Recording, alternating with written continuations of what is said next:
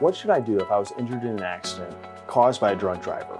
Hi, I'm Kevin McManus. I'm an injury attorney in Kansas and Missouri. Happy to answer that question for you. Unfortunately, it's a question I've had to answer more than a few times for a client. We've had clients who were injured in accidents that were caused by a driver who was either inebriated or somehow otherwise impaired. And the fact of the matter is, these accidents are completely preventable. If that other driver would have just followed the law and not driven when they were impaired, that accident would never have happened. Even worse, in these cases, typically the injuries and the accident and the crash are much more severe than other types of crashes. And the reason is because that person is inebriated and is not reacting like a normal person would in that situation to prevent further damage or devastating injuries from occurring.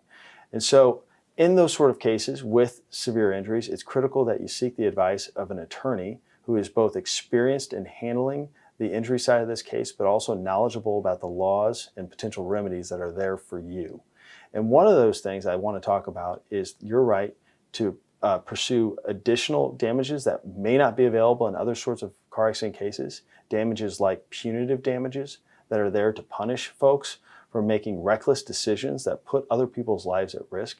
That's a type of damage that's available in a drunk driving case. Another potential remedy is looking at who was serving this person the alcohol before they drove, and was there negligence or is there potential liability to that establishment for serving them or over serving them and somehow causing this accident to happen.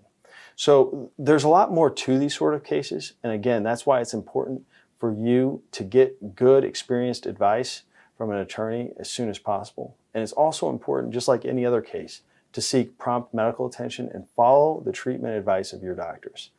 If you're in this situation or a loved one is, let me tell you I'm sorry and I'm here to help. So please don't hesitate to call our office or contact us using the form below. Thanks.